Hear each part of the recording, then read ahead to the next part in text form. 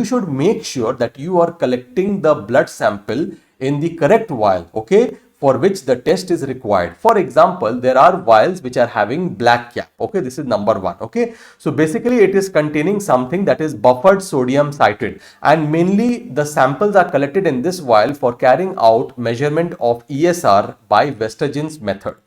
Secondly, for example, we can see this is the first vial. The second vial that we can see, it is having a light blue cap, okay. What does it contain? It contains sodium citrate, okay. So basically what is the importance? Whenever you have to carry out coagulation test, you should collect the blood sample in the sodium citrate vial. The third vial that we can appreciate over here, this is the third vial. This is basically your plain vial, simple vial, also called as clot vial. It contains nothing, okay. There is nothing inside this vial, and this is basically samples are collected in this particular vial for basic biochemistry and for serological evaluation of the patient, okay. Now we are going to see the Westgard's rule, which are used for the interpretation of the Levy-Jennings chart. Now this chart is very important because they are asked in the exams. And not only that, the examiner might carry such charts, okay, in your practical exam. So pay a lot of attention over here. So there are different kinds of violations of the Westgard rules, like 1-2s rule violation, 1-3s rule violation, 2-2s rule violation. So what are these rules? So basically remember, when you look at any of the rule, for example, the first rule that we will see is the 1-2s rule.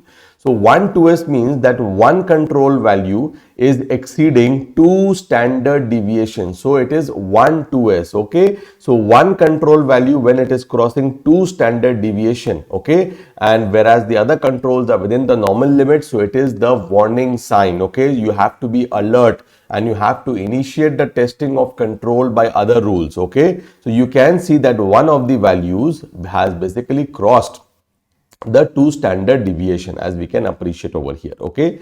Now remember one very important thing, that this green line, dotted line, is indicative of 1 standard deviation, okay, plus minus 1 standard deviation from the mean, okay.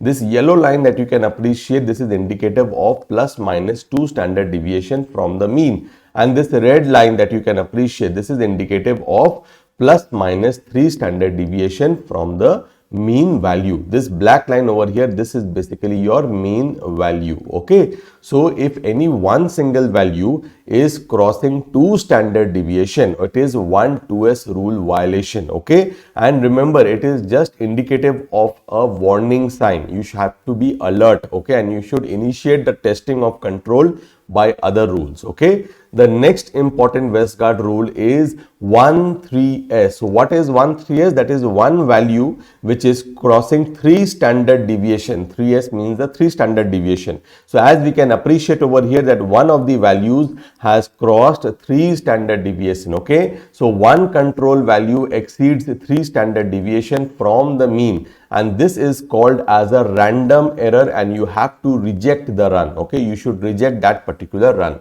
The next Westgard's rule that we will see is 2. Myself, Dr. Jibran Ahmed, presents to you Simply Pathology, and today we are back with a very important lecture. In today's topic of discussion, we are going to understand about the working of a clinical pathology lab. So basically, what is a clinical pathology lab? So it is a lab where specimen from the human body is collected, processed and examined, okay. So laboratory testing is very important. Why? Because it is helpful in clinical decision making by the physician, and ultimately it is affecting the patient management. So lab testing is useful for screening of a particular disorder, for confirmation or rejection of a clinical diagnosis, for monitoring of the course of a disease, as well as to gauge the response to therapy. It is also very important in the assessment of the disease severity. Now, if you look at the laboratory testing, there are 3 important parts of a lab testing. So there is the pre-analytical phase, okay, there is the analytical phase, and there is the post-analytical phase. So in the pre-analytical phase, it comprises of all the procedures which are occurring before the actual testing of the specimen, okay. 62% of the errors takes place in the pre-analytical phase, and it forms the major phase where maximum chances of errors are there, okay. Around 62% chances of errors is there in the pre-analytical phase, and it is the most common phase where error occurs. Then there is an analytical phase, okay, which comprises of procedures which are related to the actual testing of a specimen. And over here, okay, around 15% of the errors occur in the analytical phase. And then we are having the post-analytical phase, okay, which comprises of all the procedures which are occurring after the actual testing of the specimen, and around 23% of the errors in the lab are occurring in the post-analytical phase. So out of all these three phases, it is the pre-analytical phase which is of great clinical importance. Why? Because majority of the errors are taking place during the pre-analytical phase. Okay, so we have to be very cautious. Okay, so now we are going to see the individual phases, that is the pre-analytical, analytical and post-analytical phases. So first we are going to put light on the pre-analytical variables which are affecting the laboratory results. Okay, so what are the variables? What are the pre-analytical variables? So let us see. Number one, we have patient identification. So the first important step when you are going to collect the sample from the patient, you have to ensure the name of the patient. You have to write down the date of the birth. Why? In case two individuals are having the same name, so we can differentiate with the help of date of birth. Every patient ideally should have a unique registration ID or at least a working number, okay, for that particular day. Okay, and if you can have a photo ID, a valid photo ID can help also in patient identification. So patient identification is the number one pre-analytical variable. Next comes the patient preparation. Now patient preparation means, now for example, certain testing requires the fasting, and it also requires a certain time of the day for collection of the sample. So patient preparation is very important. Now for example, if you have to test the patient for fasting glucose, or if you have to test the patient for your lipid profile, then the patient should be in a fasting state. So this is very, very important. So how the patient should be prepared for the testing. Similarly, timing of collection is very important. For example, early morning, okay, because you are in the fasting state, so the fasting glucose sample can be taken. Now, but if you have to go for the postprandial collection, then for example, after a meal, 2 hours after a meal, you should go for the for giving your sample.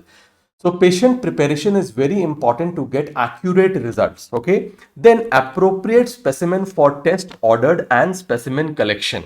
So what is very important, that there are different kinds of vials which are available, okay, for collection of blood sample. Okay, and each and every vial is having their own use. So you should make sure that you are collecting the blood sample in the correct vial, okay, for which the test is required. For example, there are vials which are having black cap. Okay, this is number one. Okay, so basically it is containing something that is buffered sodium citrate, and mainly the samples are collected in this vial for carrying out measurement of ESR by Vestagen's method. Secondly, for example, we can see this is the first vial. The second vial that we can see, it is having a light blue cap. Okay, what does it contain? It contains sodium citrate. Okay, so basically what is the importance? Whenever you have to carry out coagulation test, you should collect the blood sample in the sodium citrate vial.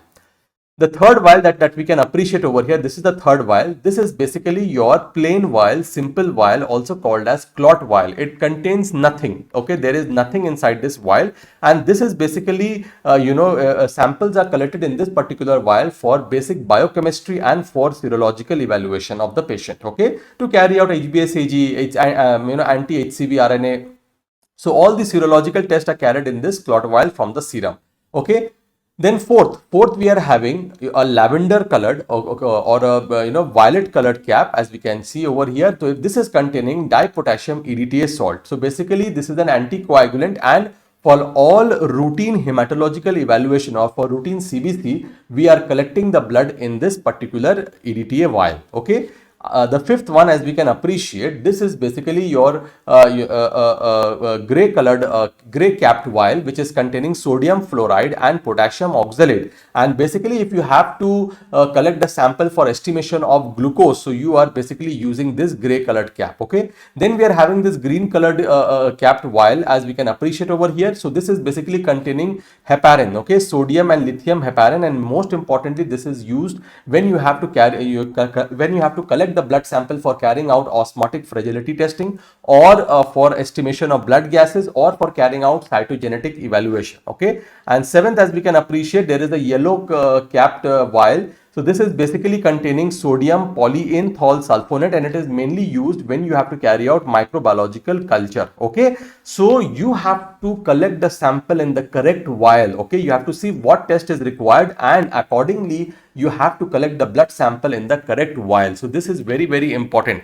that appropriate vial should be used for collection. Okay, not only that, you should also know what kind of sample you require for the testing that has been required or has been requested. Okay, so for example, serum sample is used for biochemical or biochemistry evaluation, for serology as well as for immunology. Okay, now remember, whenever you are collecting the serum sample, you should allow the blood sample, okay, to completely clot, and it is collected in the plain red vial, also called as the clot vial. Okay, so around 30 to 60 minutes time should be given for complete clotting of the serum, of the blood sample, so that the serum completely separates. Okay, so the coagulation factors will be used up completely. Okay, and only after that, only after complete clotting has taken place, that you are going to give the sample for centrifugation. Okay, then there is a plasma. Now what is plasma and what is the difference between plasma and serum? Now remember, this plasma is always collected in the EDTA vial, the anticoagulant that is used as the EDTA.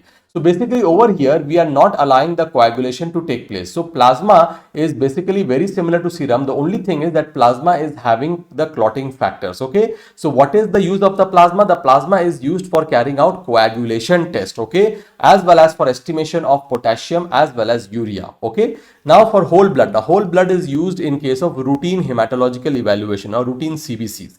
Arterial blood is mainly used for blood gases as well as for pH estimation, especially in case of ICU setups. Okay, you are carrying out this blood gas, arterial blood gas analysis from the radial artery, femoral artery. Okay, now you are having the venous blood. Now remember, for majority of the clinical pathology testing, you are collecting venous blood only. For all the biochemistry or biochemical as well as for hematological evaluation, we are mainly using venous blood. Okay, now how to do the venipuncture or how to collect the blood sample? Always you should maintain strict asepsis and antiseptic precautions should be taken, number one. Number two, if the patient is an IPD or indoor patient, and if the patient is having an IV channel, you should never collect the blood sample from the hand in which the IV channel is there. Okay, you should always go for the opposite limb or the opposite hand. In case both the hand is having an IV channel, so what to do? Or for example, it is not possible to collect. So for any reason, if you have to collect the blood sample from the hand having the IV channel, then you should place a tourniquet. Okay, just above the IV line, you should place the tourniquet, and you should always collect the blood sample below the IV line. Okay, and before collecting, you should switch off the IV line and wait for 2 to 3 minutes before collecting. Then the use of tourniquet. Now remember one thing, tourniquet should be placed in the arm, okay, when you are collecting the blood sample, but you should keep in mind that you should not keep the tourniquet for a long period of time, because if you keep it for a long period of time, it can lead to hemoconcentration and can give errors in the values that you will get from the sample where the tourniquet has been left for a very long period of time. Also remember one thing, that clenching of the fist is no more recommended. Okay, clenching of fist is not recommended. Okay, then mixing of a specimen. Now once the sample has been collected, you should very gently invert, just you should take the sample and invert 1 2 3 4 5 6 7 8, that is it. You should not vigorously shake the sample, else you are risking hemolysis. You are risking hemolysis of the sample. Also, one important thing I forgot to tell you, whenever you are transferring the blood sample from the syringe into the vial, you should always detach the needle and then you should give, and you should give slowly. Why? Because if you place pressure and if you force the blood to go through the needle, then it can break the RBCs and again cause hemolysis. Okay, now remember one thing, the collection tube should be filled up to plus minus 10% of the recommended volume. Okay, so what is very important, for example, if you see, this is an EDTA vial over here. Already they have recommended that you should collect only 5 ml. Okay, and there will be some marking over here. If you turn the vial, you will see some marking is already given. You should neither collect more than the recommended volume or nor you should collect less than the recommended volume. You should collect as accurately as possible, just near to the recommended volume. Okay, similarly you can see over here again 5 ml is placed, again 2.7 ml is recommended here. So different kinds of vial are having different kinds of recommendations for collection depending on the amount of the reagent that is present inside that particular vial. So what is also we have to maintain the order of collection. So how you should collect the blood sample, it's very, very important. Okay, so order of collection of blood. So the first important blood sample that you should collect in the yellow vial, okay? So for blood culture, for microbiological evaluation, that is followed by light blue sodium citrate vial for coagulation studies. Then the serum sample in the clot vial should be collected, that is for biochemistry as well as serological evaluation. After that, you should collect the blood for in the heparin vial for carrying out ABG or for any other cytogenetic evaluation or osmotic fragility testing. After that, you will collect the blood in the anticoagulant containing EDTA vial for routine testing, as we know and as we understand. And very importantly, remember you remember that glycolytic inhibitors, okay, glycolytic inhibitors, very importantly, they are used for estimation of glucose, and you can collect the blood sample, and the last vial to collect the blood sample is the gray vial, that is the sodium fluoride vial, okay. So this is the order of collection, okay. In this order, you should collect the blood sample for different kinds of testing, okay. Now number 4, you have collected the blood sample. So now you have to label that particular sample and then you have to transport it. So the labeling of the sample should never be done at a later time because you will completely forget. The best way is to label the sample in front of the patient. You write down the date as well as you write down the full name, and you give a unique ID, or you should give a unique number to that particular vial, okay.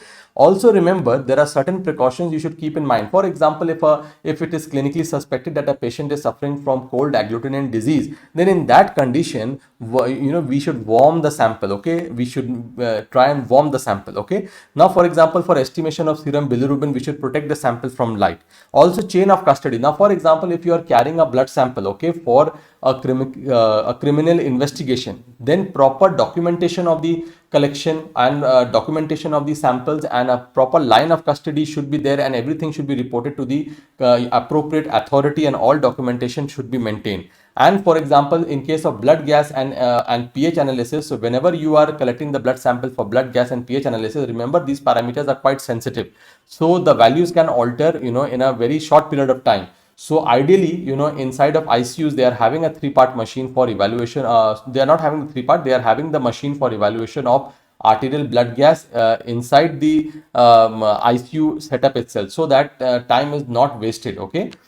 Okay, then we are having the 5th important pre-analytical variant is the identification of specimen. Now suppose the sample has been collected, okay, everything has been done. Now the person is going to perform the particular test. So before performing, at the time of receiving the sample, so for example, at the collection center, someone has collected the sample. Now you have received a particular specimen, okay. So you have to identify correctly the specimen. At the time of receiving the sample, you should identify the specimen correctly, okay. There should not be any mismatch, any overlapping, or any mismatch. So you should double check the names and all the details before you receive the sample, okay, in the lab.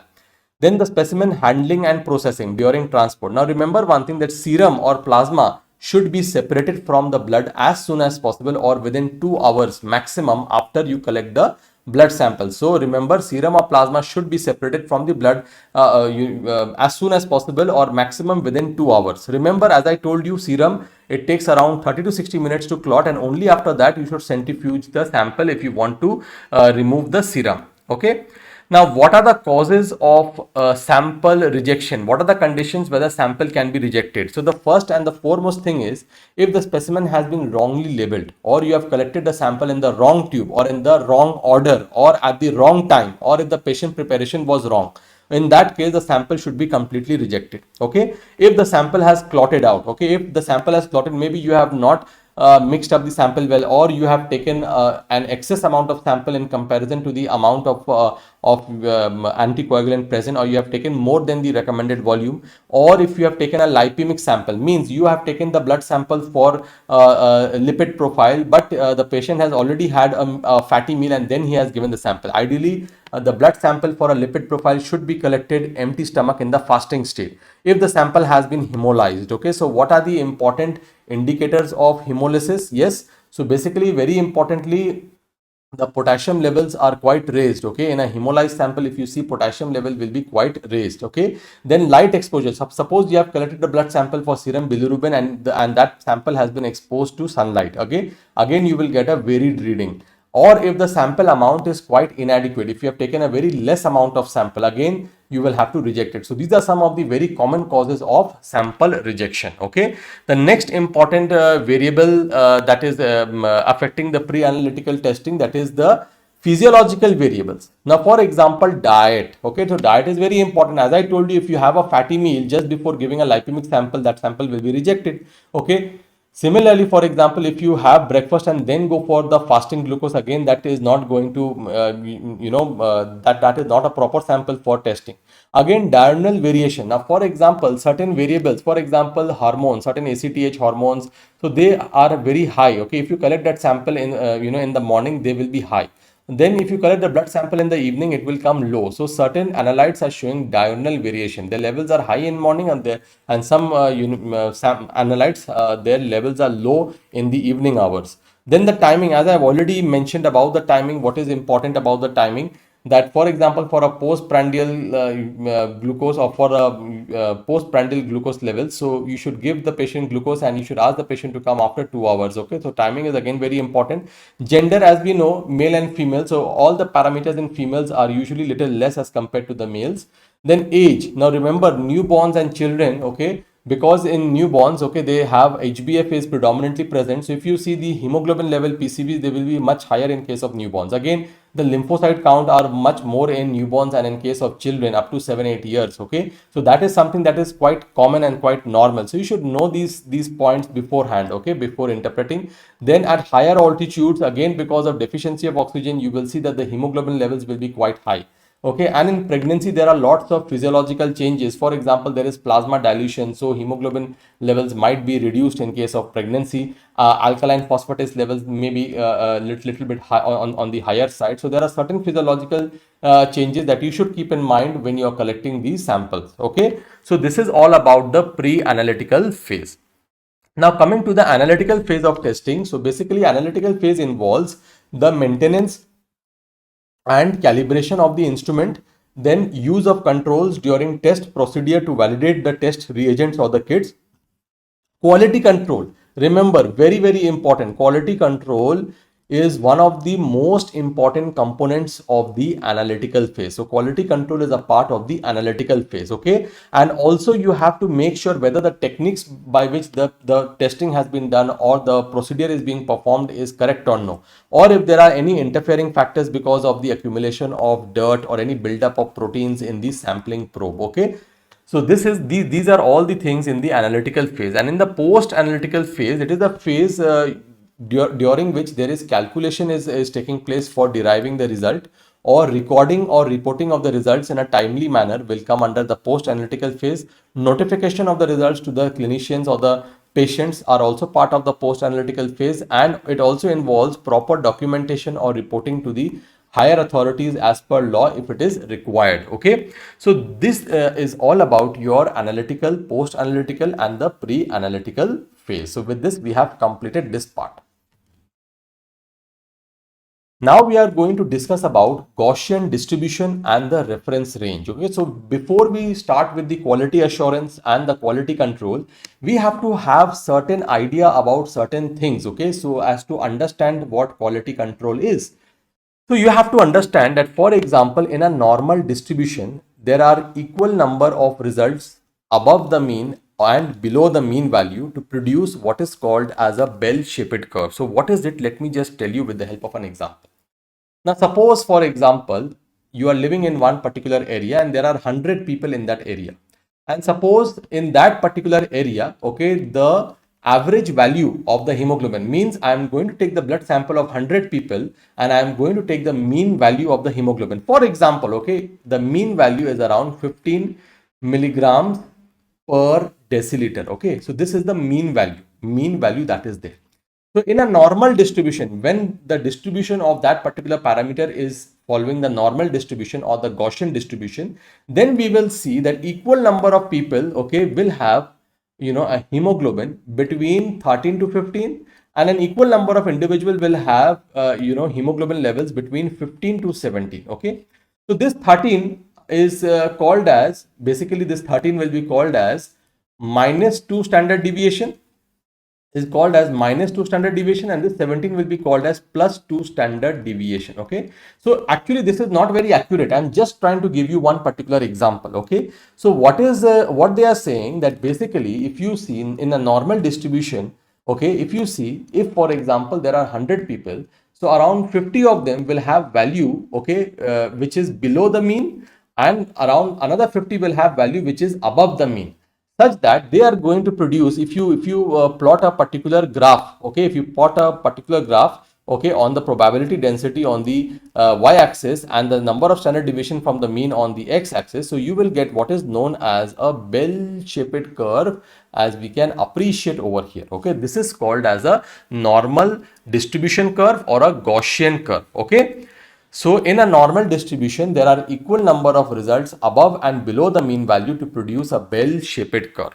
Now remember, in normal distribution, the value of mean, median and mode, all of them are same.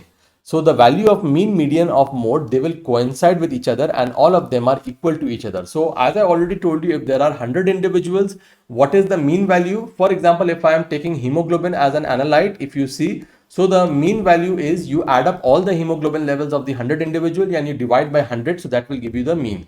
What is the median? The value which is lying in the centermost or in the middle value, that will give you the median. And what is the mode? Mode is the value that is occurring in maximum frequency, that is the mode. Okay, so remember, in case of a normal distribution, the value of mean, median, mode are the same. Okay, now remember, if distribution of values is skewed means this is a normal distribution. Skewed means, for example, if this is skewed like this is a skewed curve, or for example the curve is something like this. Okay, so these are called as a skewed or non-Gaussian. Then in that case, the distribution is called as non-Gaussian or skewed distribution, and in this case the mean, median, mode will be different, they will not be the same. Okay, so remember, right now majority of the analytes that we are that we are dealing with, majority of them, they are following the normal distribution, that is the Gaussian distribution, where mean, median, mode, they are all the same. Okay, now what is very important, so try to understand over here, as I told you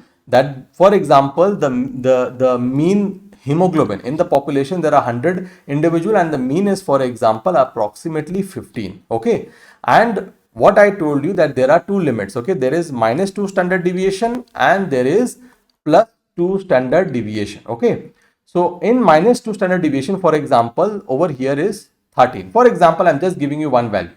Okay, and over here the +2 standard deviation range is 17, for example. So what they are trying to say over here, that in between this part, okay, in between this part, okay, 68% of the value will fall in this range. Okay, 68%. For example, this is basically 14 and this is 16.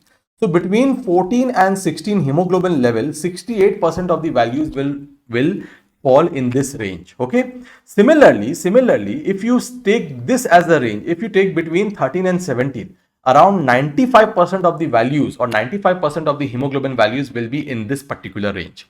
And if you see this range particular, okay, if you see this particular range, okay, then we will see that 99% of the value is going to lie in this particular range. Okay, so what is this range is called as? Let me tell you what is this range called as. So basically we are plotting it, basically on the x-axis we are having the standard deviation, okay, number of standard deviation from the mean. So this is basically -1 standard deviation, this is +1 standard deviation, this is -2 standard deviation, this is +2 standard deviation, and this is -3 standard deviation, and this is +3 standard deviation. So basically what you have to understand, that mean +-1 standard deviation will incorporate 68% of all the values.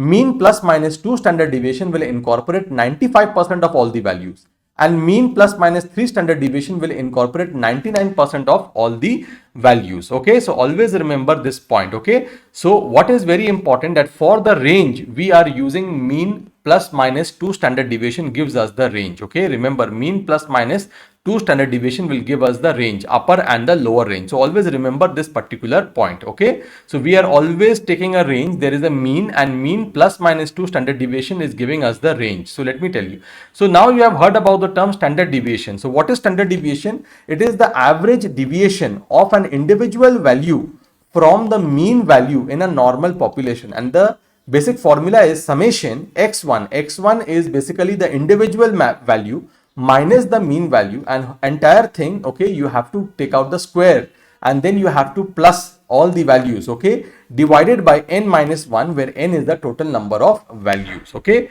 So the reference range, if you see, it is given by the formula mean plus minus 2 standard deviation, which is incorporating approximately 95% of all the values are within mean plus minus 2 standard deviation. Always remember, the mean plus 2 standard deviation will give the upper range. Mean minus the 2 standard deviation will give us the lower range. Okay, I repeat, mean plus 2 standard deviation will give us the upper range. Mean minus 2 standard deviation will give us the lower range. Okay, so for example, if I am taking the hemoglobin analyte, okay, then in case of men, we are giving a range. The range is between 13 to 17. That means basically this is nothing but, this 13 is nothing but mean minus 2 standard deviation, that is the lower range, and this 17 is nothing but mean plus 2 standard deviation, which is the upper range. Okay, so this is how you are deriving the range of a particular analyte. Okay, I hope this point is very clear. Most of the analytes, they are following the normal standard normal distribution or the Gaussian distribution, where the mean, median, mode are the same. And always remember, we will see that this is basically forming the range. Okay, this that I have shown you over here, mean plus minus 2 standard deviation, is basically giving the range of all the values. So basically it is very important that this is the mean and plus minus 2 standard deviation. Okay, so this is basically your minus 2 standard deviation, and this is plus 2 standard deviation. Okay, so this is giving us the lower range and the upper range, and around 95% of the values are lying basically in this particular range. So if your machine is giving value in this particular range, then the value or the result is acceptable. Okay, so therefore the normal reference range comprises 95% of all the values which are obtained in the population which is studied. Okay, so this normal reference range, it also varies with the age, sex, as well as the geographical region. So as I showed you over here, in case of males and females, both of them are having range for the hemoglobin analyte, but the range is different. Okay, so the normal reference range is different for different age as well as sex as well as the geographical region. Okay, now one important concept that we have to understand, the tests which are having a very high precision, okay, they have a low standard deviation. Okay, for example, the serum electrolytes. So for example, whenever we see, for example, the serum sodium levels, so over here if you see, the range is very narrow. The lower range is 135, the upper range is 140. So the range is very narrow. So any kind of testing where the reference range is very narrow, those tests are basically tests with a high precision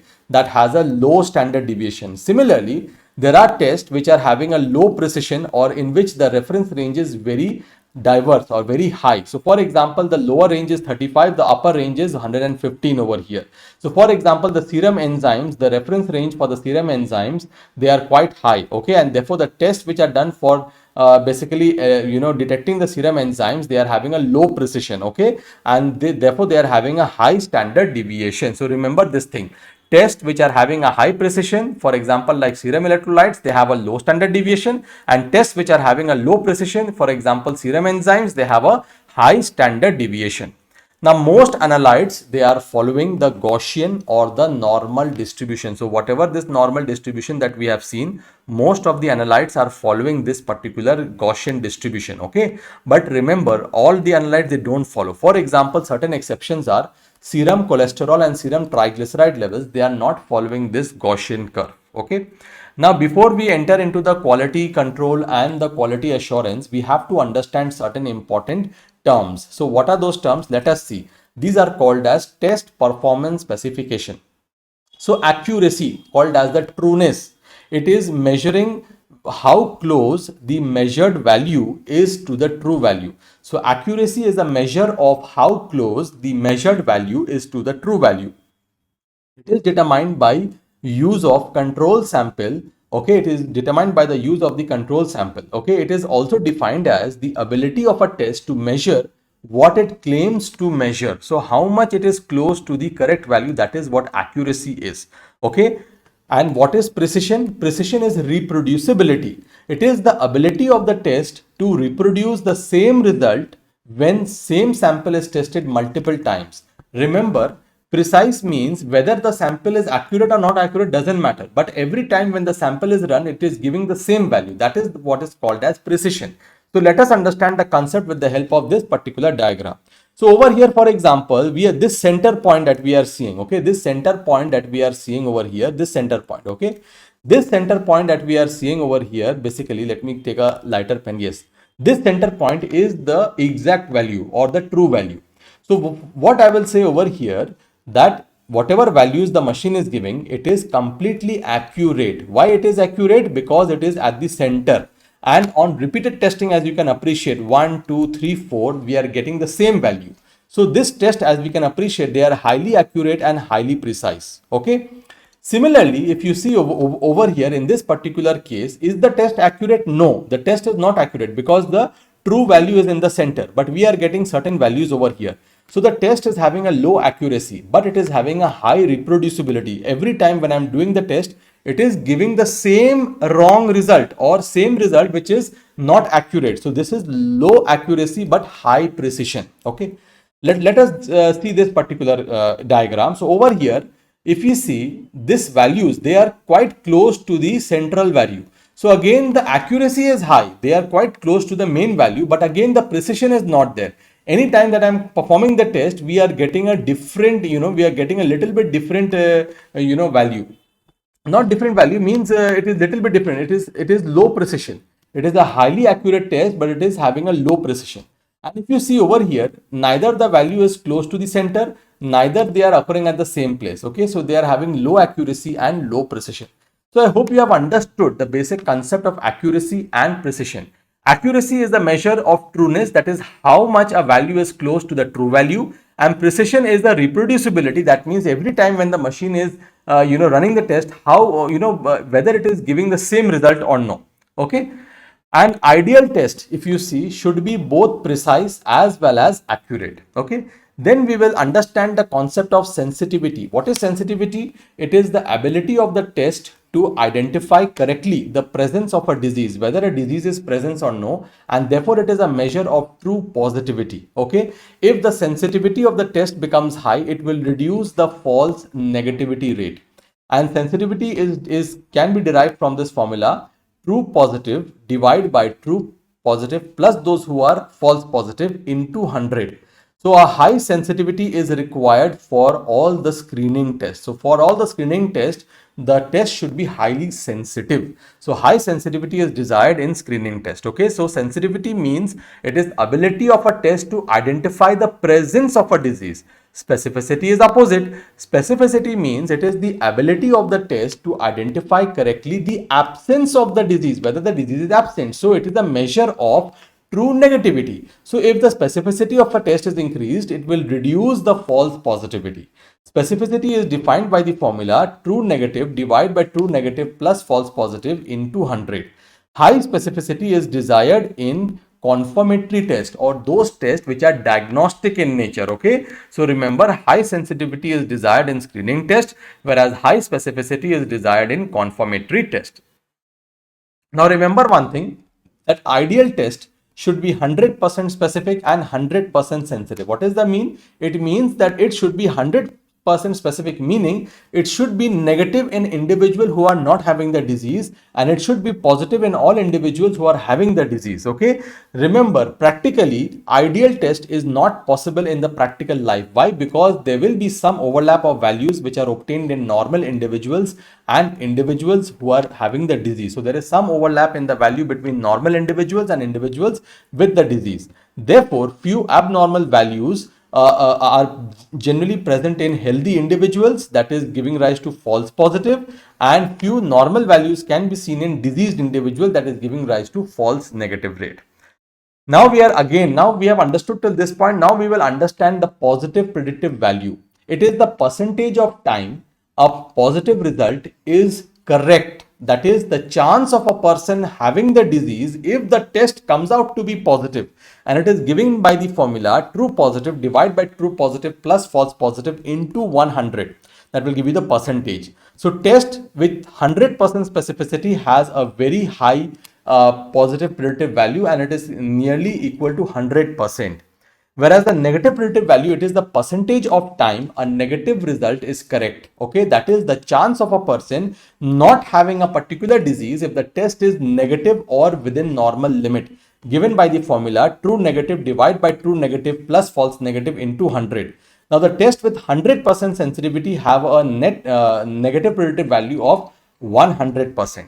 So for screening purposes, it is desired that a particular test should have 100% sensitivity and 100% negative predictive value. Whereas for a confirmatory or a diagnostic test, the test is required to have 100% specificity along with 100% positive predictive value. So I hope you have understood these terms, because they are asked in your exams and these are very important terms. So what is accuracy? What is precision? What is sensitivity? What is specificity? What is positive predictive value, and what is negative predictive value? So all these things are very, very important to understand.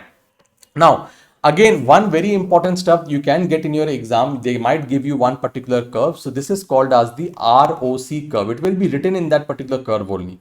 So it is a receiver operator curve. What is the use of this ROC curve? It is basically used for giving optimal cutoff